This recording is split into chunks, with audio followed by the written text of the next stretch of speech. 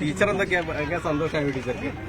എന്താ നിങ്ങൾ കണ്ടതല്ലേ ഉച്ചഭക്ഷണം കഴിച്ചത് ആത്മബന്ധം. അച്ഛനും അമ്മയും എന്താണ് വിളിക്കുന്നത് ടീച്ചർ ഒത്തിരി ഓർത്തെടുത്തു നിങ്ങളുടെ ഓർമ്മകളെ സുരേഷ് ചേട്ടൻ എന്റെ അക്കച്ചിയത് ടീച്ചർ പറഞ്ഞത് പാവങ്ങളുടെ ഒക്കെ ഒപ്പം നിൽക്കുന്ന ഒരു മന്ത്രിയായിരിക്കും സുരേഷ് ഗോപി എന്നാണ്. ഇ കെ നായനാരെ പോലെ തന്നെ പാവങ്ങൾക്കൊപ്പമായിരിക്കും സുരേഷ് അല്ല, അത് സുരേഷ് ഗോപി എന്ന് പറയുന്ന മനുഷ്യൻ അതായിരിക്കും.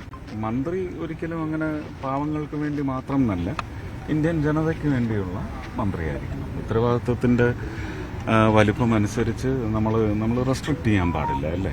എല്ലാവരും നമ്മുടെ നോട്ടമായിരിക്കണം. പക്ഷെ പേഴ്സണലി പാവങ്ങൾ എന്ന് പറയുന്നത് കരുതലാണ്, മുന്തിയ കരുതലാണ്. വീട്ടിൽ വന്നിങ്ങനെ ഭക്ഷണം കഴിച്ചിട്ട് ആളായോ?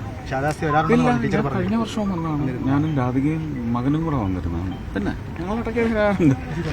ഇതിപ്പം മാധ്യമങ്ങളെല്ലാം അറിഞ്ഞുപോയി വന്നു, അത്രയേ ഉള്ളൂ. ഈ കണ്ണൂർ വരുമ്പോഴേ സുരേഷ് ചേട്ടാ അത്രമാത്രം ഉണ്ട് ഒരു പ്രതീക്ഷ, സന്തോഷമൊക്കെ കണ്ണൂർ വരുമ്പോ, കണ്ണൂരിന്റെ മണ്ണിൽ വരുമ്പോ സുരേഷ് ചേട്ടൻ കണ്ണൂരും കൂടെ ഇങ്ങനെ തരണം. പണ്ടിങ്ങനെ പറഞ്ഞിരുന്നു